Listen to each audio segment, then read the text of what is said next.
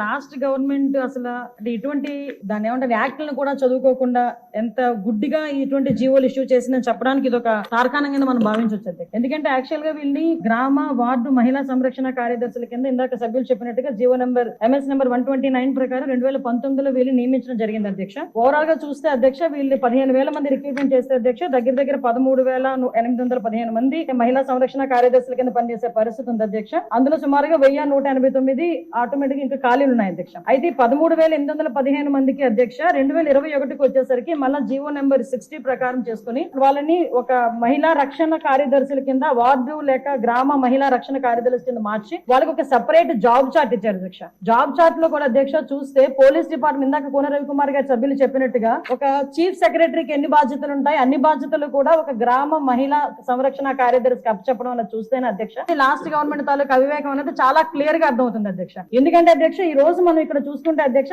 Police department లో ఒక ఉద్యోగం సాధించాలంటే వాళ్ళు శారీరక దారుఢ్య పరీక్షలు వాళ్ళు నెగ్గాలి, రిటర్న్ టెస్ట్ వాళ్ళ ఎగ్జామ్ పాస్ అవ్వాలి, 9 months ట్రైనింగ్ కఠోరమైన ట్రైనింగ్ ఉంటుంది అధ్యక్ష.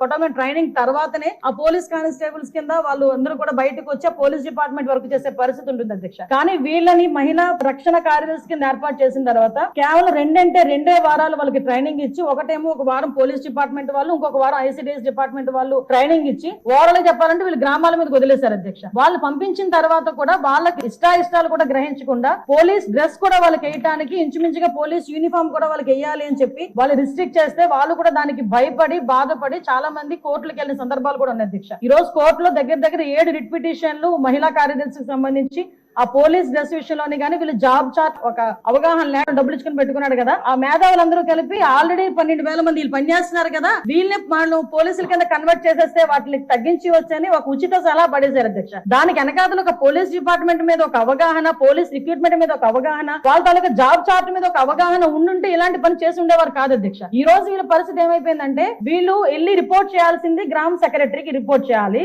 వీళ్ళ అడ్మినిస్ట్రేటివ్ పవర్స్ ఎక్కడ ఉంటాయంటే పోలీస్ డిపార్ట్మెంట్ దగ్గర ఉంటాయి. వీళ్ళకి జీతం ఇచ్చేదేమో MPDO, లీవ్ ఇచ్చేదేమో MPDO, మళ్ళా తిరిగి ఒకవేళ ట్రాన్స్ఫర్ అవ్వాలంటే డిపార్ట్మెంట్ కలెక్టర్ దగ్గరికి వెళ్ళాలి అధ్యక్ష. అంటే వీళ్ళకి సంబంధించి ఒక అథారిటేటివ్ ఆఫీసర్ ఒకరు కూడా లేక ఇన్ని డిపార్ట్మెంట్స్ తో పోనీ పైకి వచ్చిన తర్వాత పని చేద్దామంటే వీళ్ళు తాలూకా అంటే పైచి అంత పెరిగిపోయిందంటే లాస్ట్ గవర్నమెంట్ కి వీళ్ళ చేతే తక్కువ జీతాలు ఇచ్చి ఎక్కువ పని చేయించుకుందామని క్రైమ్ ఆఫ్ ఎఫెన్స్ దగ్గర కూడా కాపాడడానికి కూడా వీళ్ళని తీసుకెళ్లాలంట.